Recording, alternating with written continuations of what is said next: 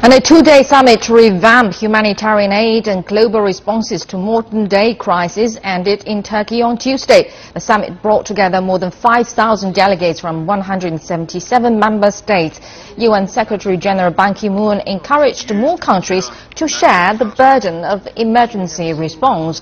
An estimated 125 million people worldwide require humanitarian assistance, among them 60 million people displaced from their homes. Turkey is the host to more than 3 million refugees, the largest number in the world.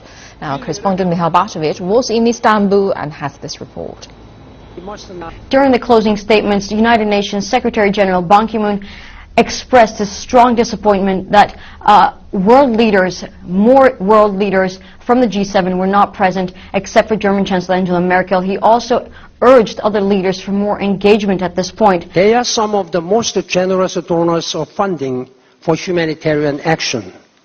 But I urge their greater engagement, particularly in the search for a political solution. The pledges are still coming in. So far, more than 400 member states, organizations, and other groups have made some 1,500 commitments. These will kickstart transformative change from the top down and from the ground up. Now, in terms of concrete agreements, there was one significant agreement that was signed between multiple agencies, including UNICEF, United Nations Refugee Agency, and the World Health Organization, and it was backed by the World Bank and the International Organization for Migration. Now, they hope that with this agreement, they can aim for more aid and to combat crises as well, and also to prevent conflicts before they actually start happening. Now, they also aim to create new partnerships with this agreement. Hopefully this kind of new cooperation can have a strong and positive impact from now on regarding new forms of aid. Now, another agreement was signed between Denmark and the World Food Programme. Denmark has pledged more funding, flexible funding to the World Food Programme between 2017 and 2019, so this is also a positive outcome of this summit. Meanwhile, there are many challenges that remain for the summit as well and for the system, because leaders here have been discussing that the system right now is broken, that a new structure is needed.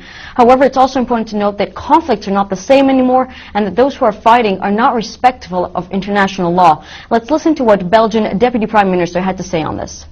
People are suffering because the basic rules of international humanitarian law are being violated time and time over again. This first historic World Humanitarian Summit can change this. Tomorrow's humanity is at the very heart of the commitments we are making here today. Recently, we saw an example of this happening in the city of Daraya in Syria, where an aid convoy was not allowed to pass.